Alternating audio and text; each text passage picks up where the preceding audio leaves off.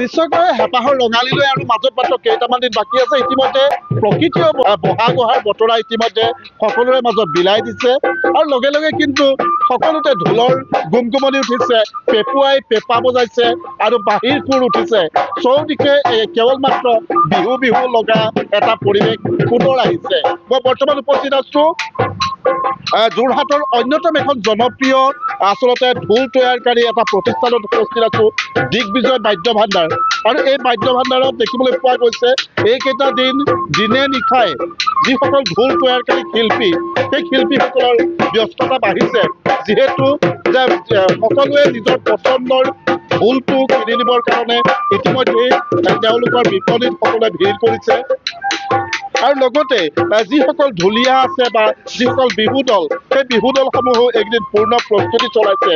আমি এইবাৰ কেনেকুৱা যে দিগ্বিজয় যি বাদ্য ভাণ্ডাৰ, এই বাদ্য ভাণ্ডাৰ কেৱল মাত্ৰ যোৰহাটতেই নহয়, ইয়াৰ পৰা অসমৰ বাহিৰৰ যিসকল প্ৰৱাসী অসমীয়াই কিন্তু ইয়াৰ পৰা ঢোল ক্ৰয় কৰি নিয়ে। স্বাভাৱিকতে যে ঢোল বুলি ক'লে ফুলপানী ছিগাৰ ঢোললৈ সকলোৰে মনত পৰে। মই অকণমান আপোনাৰ ওচৰলৈ আহিছো, কেনেকুৱা প্ৰস্তুতি কেনেকুৱা চলিছে? প্ৰস্তুতি এইবাৰ যোৱা বছৰতকৈ বহুত ভাল বুলি ক'ব পাৰি। বহুত ভাল। এতিয়ালৈকে কিমান ঢোল গৈছে? এতিয়ালৈকে নতুন ঢোল বৰ বেছি যোৱা নাই, নতুন ঢোল এতিয়ালৈকে 10টামান গৈছে। 10টামান গৈছে। কিন্তু চাৱনী বহুত আহিছে। চাৱনী যোৱা বছৰ 80+ আহিছিলে, এই বছৰ কিন্তু 90+ হৈ গ'ল এতিয়ালৈকে। 90+ এইবাৰ চাৱনী কেনেকুৱা ৰেট বাঢ়িছে নেকি? এইবাৰ যোৱা বছৰতকৈ চাৱনী ৰেট 500 টকা বাঢ়িছে। 500 টকা বাঢ়িছে। এইবাৰ আটাইতকৈ ভাল ঢোলটোৰ দাম কিমান হ'ব? আটাইতকৈ ভাল ঢোলটোৰ দাম বুলিলে 10,000 টকাৰ ওপৰত যাব। 10,000 টকা? 10,000 টকা ওপৰত যাব। কলৈ গৈছে? এইবাৰ অসমতে নে বাহিৰলৈ এইবাৰ পঠিয়াইছে? এই বছৰ বাহিৰত নাই পঠোৱা এতিয়ালৈকে, বাহিৰৰ পৰা মেছেজ আহি আছে কিন্তু এতিয়ালৈকে হেৰি হোৱা নাই, কিন্তু গোটেই অসমত ঢোল গৈছে এতিয়ালৈকে। ঢোল গৈছে। কোনটো ঢোল অতিকৈ ভাল বুলি কোৱা হয়, চাম কাঠৰ নে কঁঠালৰ? কঁঠালৰ অতিকে ভাল ঢোল। কঁঠালৰ খাৰো হ'ব লাগিব, সেইটোৱে ভাল ঢোল। এইবাৰ বনাইছে নে নাই? বনাইছো। মানে গ্ৰাহকে 10,000 টকা ভাল ঢোল এটা কিনিবলৈ লৈ আহিব লাগিব। হয়, 10,000 টকা লৈ আহিব লাগিব, ভাল ঢোল এটা লৈ যাব পাৰিব। আৰু স্বাভাৱিকতে কিন্তু এটা শুনো যে বিভিন্নজনৰ মুখত শুনো যে ঢোল নিৰ্মাণ কৰিবলৈ যিসকল শিল্পীসকল সমস্যাত পৰে, কাৰণ তেওঁলোকৰ যিখিনি কেঁচা সামগ্ৰীৰ অভাৱ ঘটিছে বুলি শুনো। কেনেকুৱা সেইখিনি মোকাবিলা হৈছে? অভাৱটো ঘটে বুলিবলৈ ক'লে আপোনাৰ চামৰাটো বিশেষকৈ এতিয়া পোৱা নাযায়। আগতে চামৰাটো এভেইলেবল আছিলে আৰু চামৰাটোৰ দামো কম আছিলে। আৰু আজিকালি কি হৈছে, চামৰাটো মানে পটককৈ নেকাতেও আৰু পোৱা নাযায়, বৰ লুকা চুপিকৈ চামৰাবোৰ দিয়েহি বেপাৰীয়ে, আৰু দামবোৰো বাঢ়ি গৈছে। সেইটো কাৰণে অকণমান সমস্যাত পৰিবলগীয়া হৈ যায় আমাৰ। মানে ঢোলৰ দামটো সেইকাৰণে সেইটো কাৰণে ঢোলৰ দামটো বাঢ়ি যায়। নিশ্চয়। যিহেতু মই কৈছোৱে যে ইতিমধ্যে সকলোৱে এটা নিজৰ হেঁপাহৰ, নিজৰ অতি প্ৰয়োজনীয় এটা ঢোল ক্ৰয় কৰিবলৈ সকলো ইতিমধ্যে ভিৰ কৰিছে এই বিপণীত। আৰু লগতে দুগৰাকী বিহুৱা শিল্পী আছে, তেওঁলোকে ঢোল ক্ৰয় কৰিবলৈ আহিছে। মই অকণমান আপোনাৰ ওচৰলৈ আহিছো, যিহেতু খুব সুন্দৰকৈ দেখিছো ঢোলৰ চাৱনী চাই আছে। কেনেকুৱা বিহুক লৈ প্ৰস্তুতি? বিহুক লৈ প্ৰস্তুতি পুৰা চলিছে, যিহেতু এই ঢোলটো মই আজি কিনিছোহি ইয়াত আহি পেলাই। ঢোল প্ৰায় কিনা হয় আমাৰ দিগ্বিজয়ৰ পৰা বাহিৰলৈ পঠিয়াবৰ কাৰণে।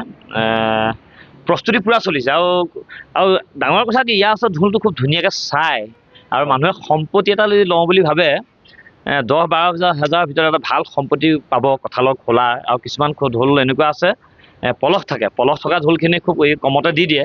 কিন্তু সাৰৰ ঢোলটো 10-12 হাজাৰৰ ভিতৰত পাই যায়, আৰু এটা সম্পত্তি মানুহ ঘৰে কিনিবলৈ পায়। আচলতে সবে গোটেই জীৱনটোৰ কাৰণে থাকি যায়। আৰু বিহু প্ৰস্তুতি পুৰা চলিছে।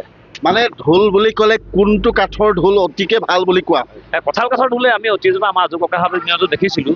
আমাৰ খুৰা আছিলে, বিহুৱা আছিলে অসমত। কঁঠাল কাঠৰ যোনটো সাৰৰ খোলা হয়, সেই খোলাটোৱে খুব ধুনীয়া মাতে আৰু বহুত দিন যায়। মানে কঁঠালৰ কাঠে কথা কয়। কঁঠালৰ কাঠে আৰু চামৰাৰ লগত দিলে ধুনীয়া কথা কয়, মানে ভাল ঢোল ধুনীয়াকৈ বাজে। আৰু কিমান টকাত আজি ক্ৰয় কৰিছে? মই 9,000 লৈছো। 9,000 লৈছো। কেনেকুৱা বিহু প্ৰস্তুতি চলি আছে? পুৰা চলি আছে। ঢোল হৈছে নে নাই? ঢোলে লৈছে ঢোল, এইটো মই তাকে চাইছো, বজাই ভাল লাগিছে। আজি ইমান দোকানখন আজি যিমান দিন হৈছে সিমান দিনৰ পৰা আমি ইয়াত আছোঁৱে। আমি ঢোলৰ লগত পৰা মাহী কথা কওঁ, মানে ইয়াৰ পৰাই লোৱা? ইয়াৰ পৰাই লোৱা হয়। এটা চাপৰ ঢোল আমি শুনি, দুয়োজনৰে এটা চাপৰ শুনিবলৈ বিচাৰি।